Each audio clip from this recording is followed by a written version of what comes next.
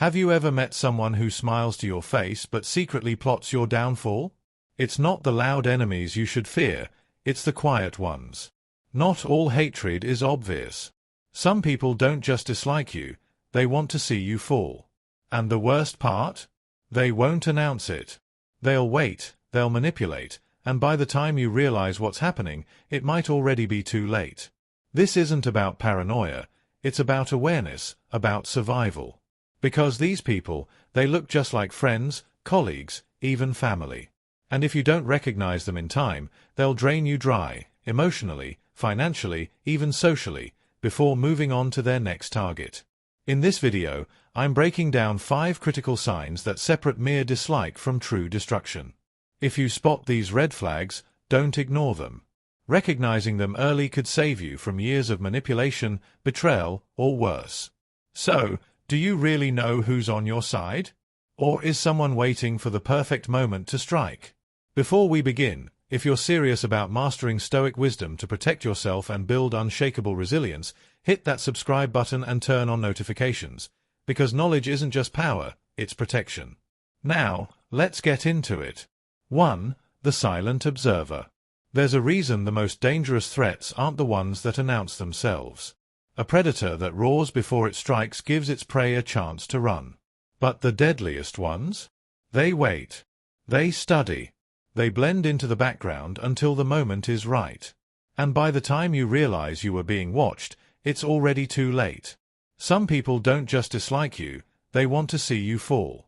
But unlike an enemy who makes their hatred clear, these people don't need to insult you, threaten you, or make their intentions known. Instead, they operate in silence. I call them the silent observer. They're not just a nosy coworker who eavesdrops on office gossip or an ex who casually checks your social media from time to time. No, this is someone who studies you with precision, tracking your movements not out of curiosity but with intention. And the scariest part?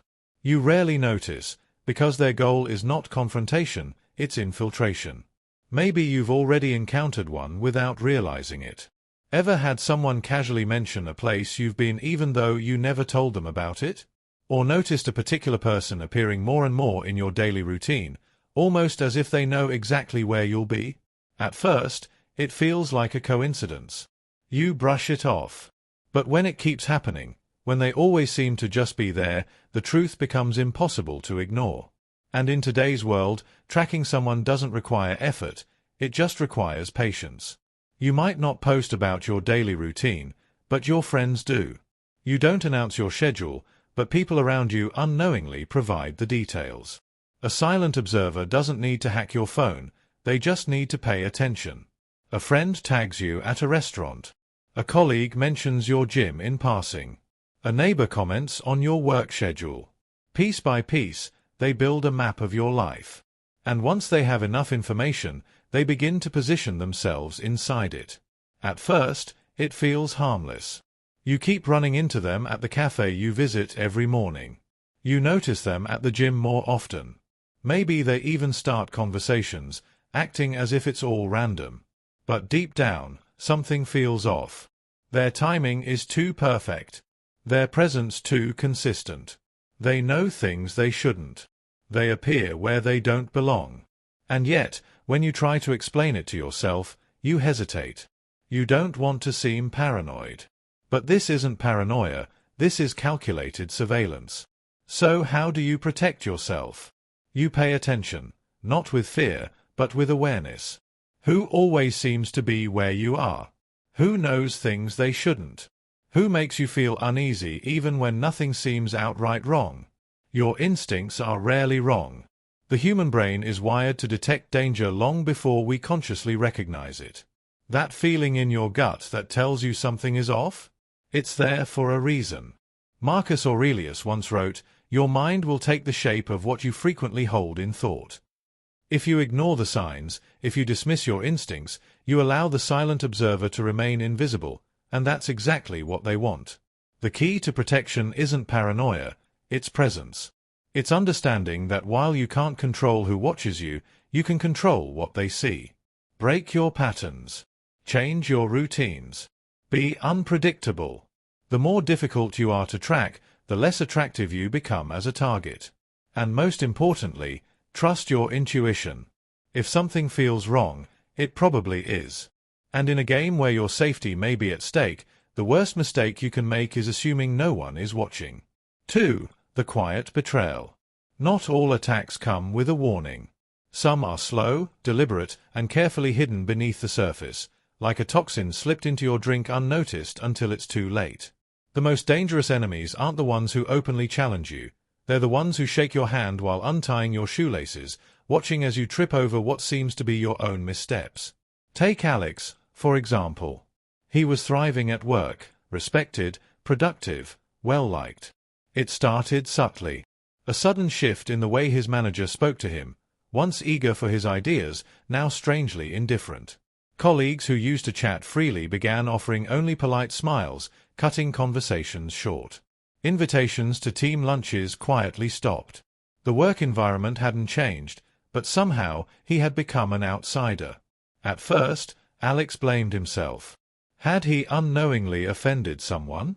Was he misreading things? But as days turned into weeks, a pattern emerged. Small things. A joke taken the wrong way. A project credit quietly redirected. A comment about his attitude that no one could quite explain. It wasn't bad luck. It wasn't random. Someone had been working against him, not through open confrontation, but through whispers, careful distortions, and well-placed doubts. This is how betrayal works when it is crafted with patience. It doesn't strike like a hammer. It erodes like a slow leak, weakening the foundation beneath your feet. The person behind it rarely acts directly. Instead, they plant seeds and let others water them. A rumor here. A misinterpreted remark there. Not outright lies, just enough half-truths to make people question, hesitate, pull back. And by the time you realize what's happening, the damage is done. The Stoics understood this kind of quiet sabotage well. Marcus Aurelius, surrounded by advisors and senators who schemed behind his back, once wrote, "The opinion of 10,000 men is of no value if none of them know the truth." The world is full of people who follow perception over reality, who believe what is whispered rather than what is proven. If your self-worth is built on the opinions of others, you will always be at their mercy. But if it is rooted in something deeper, your integrity, your actions, your character, no rumor can shake it. The mistake most people make is assuming harm only comes in obvious forms. We think of betrayal as an act of war, but it often arrives disguised as concern, wrapped in the careful hands of a manipulator who never gets their own hands dirty. The goal is always the same: to leave you isolated, doubting yourself, easier to control, easier to remove. So how do you protect yourself? First, understand that while your reputation is fragile, your character is unbreakable. Others may control how you are perceived, but they cannot change who you are. As Epictetus said, if someone speaks ill of you, do not defend yourself. Instead, live in such a way that no one will believe them. Do not waste time chasing rumors. Prove them false by the way you live. Second, observe without paranoia, but never ignore a pattern. If misunderstandings and conflicts always seem to surround a certain person, pay attention. If trust erodes around you without cause, look for the source. The wise do not accuse without reason, but they also do not ignore what is right in front of them. And finally, fortify your inner circle. A person who stands alone is easy to manipulate. Surround yourself with those who know your true nature, who see through deception and who remain loyal not because of rumors, but because of truth. Seneca warned, "Associate with those who will make you a better man." The right people will recognize lies for what they are. Betrayal is rarely loud. But those who seek to undermine you can only succeed if you let their whispers define you. Stand firm. See clearly. And never, ever give an enemy more power than they deserve. 3. The mask of friendship. The most dangerous enemy isn't the one who stands against you. It's the one who stands beside you, smiling, nodding, listening, all while quietly sharpening the knife.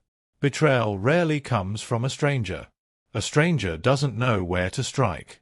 Betrayal comes from those who have earned your trust, those you've let into your world so deeply that by the time you realize their true nature, they already know exactly how to dismantle yours. Consider Adam, a man who prided himself on being careful with his trust.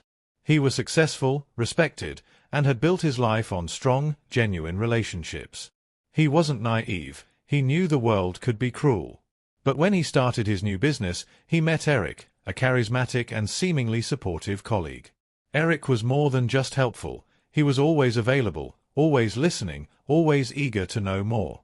He praised Adam's vision, encouraged his ideas, and quickly became someone Adam confided in. Within months, Eric wasn't just a business associate, he was a friend. He knew Adam's aspirations, his frustrations, even the things that kept him up at night. He met Adam's wife and kids, came over for dinners, played the role of a trusted confidant flawlessly. Then, the cracks began to show. Business deals Adam had been working on mysteriously fell apart, only for Eric to emerge as the one closing them himself.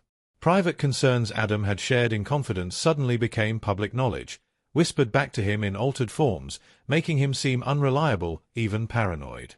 But the worst part was the gaslighting. When Adam confronted Eric, he was met with casual dismissals. "You're overthinking it. Maybe you just misunderstood. I'd never do that to you." And yet, the pattern was undeniable. The very person he had trusted most had systematically undermined him, not with obvious attacks, but through subtle, patient deception. This is what makes the false friend so dangerous. Unlike an open enemy, they don't argue with you. They don't threaten. They don't challenge you directly. Instead, they embed themselves into your world, disarming you with kindness, making you believe they are your greatest supporter. And once they have access to your secrets, your habits, your weaknesses, they turn that trust into a weapon. A Stoic would warn against blind trust, not out of cynicism, but out of an understanding of human nature. Marcus Aurelius himself observed that those who rush to prove their loyalty are often the ones most likely to betray you. A real friend earns trust over time, through actions, not words. But a false friend? They fast-track the process, breaking down your defenses before you even realize you need them. Think about the people in your life. Has someone recently taken an unusual interest in you?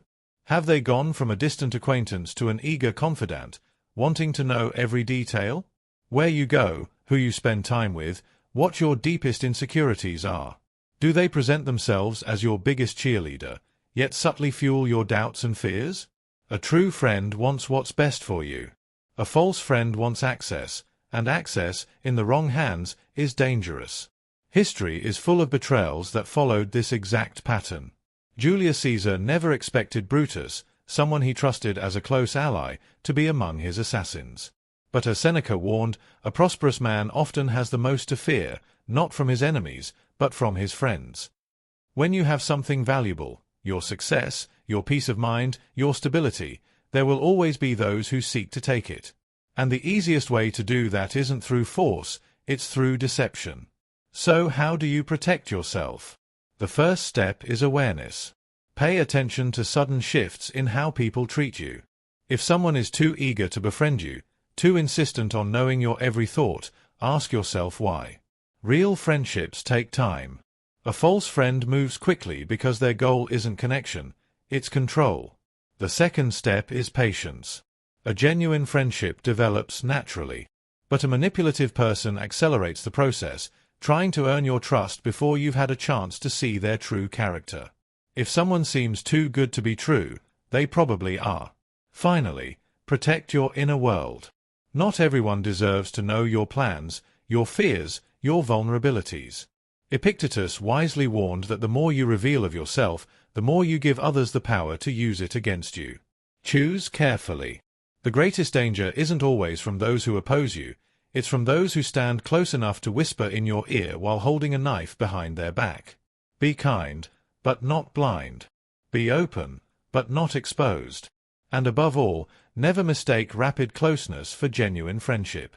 Time reveals true intentions. Let it do its work. 4. The gradual attack. No one descends into violence without warning. Before a storm breaks, the air thickens, the sky darkens, and the wind shifts. Nature always gives a signal. People do too. When someone harbors true malice, they rarely act impulsively. They test. They escalate. They observe, pushing a little further each time to see how much they can get away with before revealing their full intentions. And if you fail to recognize these signs, you may not realize the danger until it's too late. Take John F. Kennedy's assassin, Lee Harvey Oswald, for example. Oswald didn't wake up one day and suddenly decide to assassinate a sitting president. His descent into violence followed a pattern, one that had been building for years. He had a history of aggression, defiance, and ideological obsession. He defected to the Soviet Union and then returned to the United States with a growing sense of resentment and alienation. Before Kennedy, he had already attempted assassination once, targeting retired General Edwin Walker, a right-wing figure he viewed as an enemy. That attempt failed, but it was a critical warning sign of what was to come. He tested his ability, refined his plan, and escalated in secrecy. By the time he took his final shot, his path to violence had long been in motion. This is how escalation works.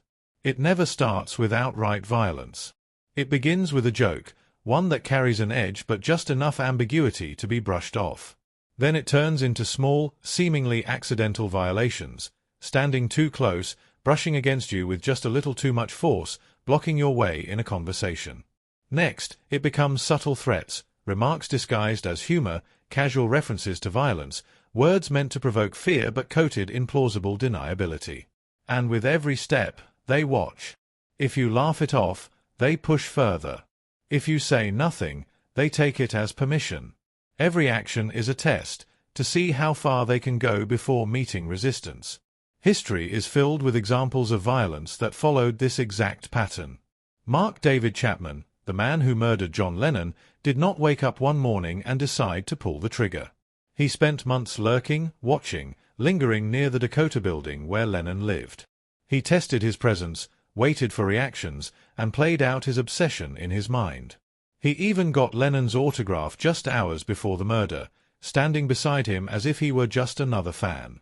There were warning signs, disturbing remarks to friends, erratic behavior, but they were dismissed as the ramblings of someone odd but harmless.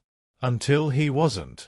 Stoicism teaches that true strength does not come from ignoring danger, but from recognizing it without fear. Marcus Aurelius wrote, "The impediment to action advances action. What stands in the way becomes the way." In other words, refusing to acknowledge a problem does not make it disappear. Avoiding confrontation does not make a threat go away. It only gives it more space to grow. Those who test boundaries do so because they assume they won't be stopped. And for those who remain silent, the consequences can be devastating. So what do? The first step is recognizing the pattern. If someone repeatedly makes violent remarks, exhibits aggressive behavior, or consistently invades your personal space, do not dismiss it as harmless. People who joke about destruction are often testing how much they can say before someone takes them seriously. The second step is setting boundaries immediately. A Stoic does not react with fear, but neither do they tolerate unnecessary threats. Address the behavior firmly and clearly. If someone continues to push, remove yourself from their reach. Some people escalate only because they believe no one will resist. When you show them that they will meet resistance, many stop. And finally, take action before it's too late. If a situation continues to escalate, document interactions. Keep records of threats, repeated inappropriate behavior, or any signs that indicate a shift toward danger. Seek support, whether from management, authorities, or those in positions of influence who can intervene. Distance yourself if necessary. Seneca warned, "A sword never kills anybody by itself. It is merely the hand that wields it." Violence does not erupt without cause. It is preceded by warning signs. The sooner you recognize them, the better your chances of stopping the danger before it fully unfolds. Fear thrives in ignorance. But knowledge, awareness, action, and a refusal to ignore the obvious turn fear into power. No one falls into chaos without first taking small steps toward it. And no one prevents disaster by pretending it does not exist. The question is, when the wind shifts and the sky darkens, will you notice in time? 5. The long game. Some threats are loud, reckless, and impulsive. They reveal themselves in the heat of the moment, shouting, confronting, acting on emotion. These threats are easy to see, easy to predict, and easy to avoid. But the ones you should fear the most? They are the silent ones. The patient ones. The ones who wait. A truly dangerous enemy doesn't act in anger, they act with calculation. They study. They listen. They gather information. And when the moment is right, they strike in a way that ensures you never saw it coming. Unlike the obvious aggressor, who gives you the chance to prepare, the patient enemy moves in the background, unnoticed, making sure that when they finally act, the damage is irreversible. Think about the people in your life. Has anyone ever taken an unusual interest in your personal details? Not just the small talk, real details. Your future plans, your relationships, your ambitions, your fears. Some ask out of genuine care. But others? They ask because information is power. They're mapping out your movements, waiting for the right moment, ensuring they know exactly where and when you will be most vulnerable. The problem is, these people rarely set off alarm bells. In fact, they often present themselves as the least threatening person in the room. History has shown time and again that the deadliest betrayals do not come from known enemies, but from trusted allies. Julius Caesar never feared his rivals in battle. He feared Brutus last of all. And yet, it was Brutus, the man he trusted, who stood among his assassins. People like this don't lash out. They embed themselves in your world, playing the long game, ensuring they are close enough to you that when they move against you, you are too entangled to escape. And that's why the patient enemy is the hardest to detect. They don't argue. They don't show envy. They don't express resentment. Instead, they support you. They encourage you. They position themselves as someone you can rely on. They make you feel safe. They collect details about your life, your weaknesses, your struggles, not out of friendship, but out of preparation. And then, when the opportunity presents itself, they act in a way that ensures you cannot recover. Maybe it's an employer who pretends to value your contributions, only to slowly push you out. Maybe it's a business partner who agrees with all your decisions, only to undermine you when you're most exposed. Maybe it's someone in your personal life, a friend or even family member, who waits until they have maximum influence before they make their move.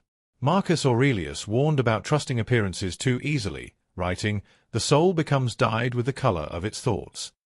A patient enemy understands this well. They disguise their true nature beneath layers of false kindness, allowing you to paint them as an ally until the moment they decide to show you otherwise. So how do you protect yourself? First, be mindful of those who take a deep and persistent interest in your private life. Not everyone who asks about your future is a threat, but if someone seems unusually invested in every detail, take note. Second, never give away more than necessary. The Stoics believed in self-sufficiency. Rely on your own judgment rather than placing blind trust in others. Finally, trust patterns, not words. A true friend proves themselves over time, not just through what they say, but through how they act when they have nothing to gain. A patient enemy waits until you lower your guard. Don't let them. If you recognize this pattern in someone, understand this: you are not dealing with a minor rivalry, but a calculated threat. And in such cases, survival depends not on reacting to danger, but on seeing it long before it ever reaches you. Before you click away, I need you to do two things. First, save this video. The signs you've learned today aren't just interesting, they could be the thin line between awareness and being blindsided. The biggest threats aren't always the ones that shout, sometimes they're the ones that smile. Second, watch the next video on your screen. It'll show you how to recognize covert manipulators, because the kind of people we've talked about today, they rarely work alone. They wear masks. And the more you understand their patterns, the harder it is for them to play you. If this video opened your eyes, let me know in the comments by writing "what I see clearly," because once you recognize these signs, you can never unsee them. And if you want to keep sharpening your instincts, protect yourself, and stay 5 steps ahead, hit that subscribe button. Knowledge is power, but action keeps you safe. Stay sharp, stay aware, and I'll see you in the next one.